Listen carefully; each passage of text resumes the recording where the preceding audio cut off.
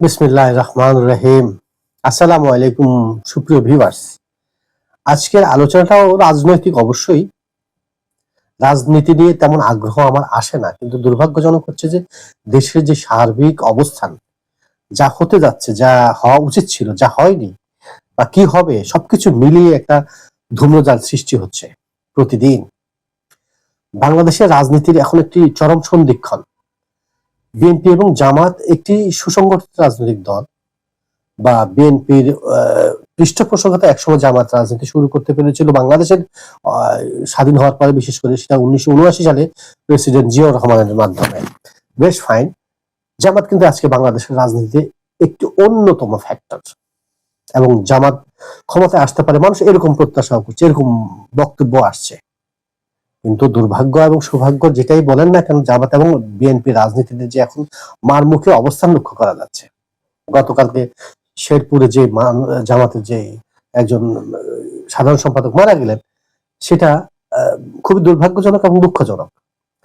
জামাত এবং বিএনপির রাজনীতির যে সৌহার্দ্যপূর্ণ পরিবেশ ছিল, সেটাতে এই হত্যাকাণ্ডকে সমর্থন করে না। তো যাই হোক, এখন বিষয়টা হচ্ছে এই উভয় পক্ষের যদি এই অবস্থা চলতে থাকে, তাহলে আগামী 12 তারিখে যে নির্বাচনটা, সেটার উপর এটা একটা বড় রকমের ইম্প্যাক্ট করতে পারে।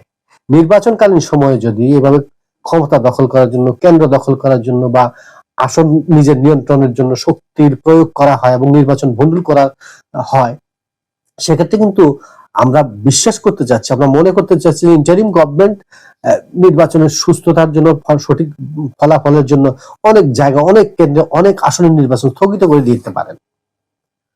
আর সেক্ষেত্রে কি হচ্ছে, সরকার গঠন বা জুলাই সনদের বাস্তবায়নের যে প্রেক্ষাপটটা রয়েছে, সবকিছু মিলে একটা ধূম্রজাল সৃষ্টি হবে। আর একটা জিনিস মাথায় রাখতে হবে, আপনারা যদি অস্বস্তিকর পরিবেশ সৃষ্টি করেন, নির্বাচন কিন্তু থমকে যেতে পারে।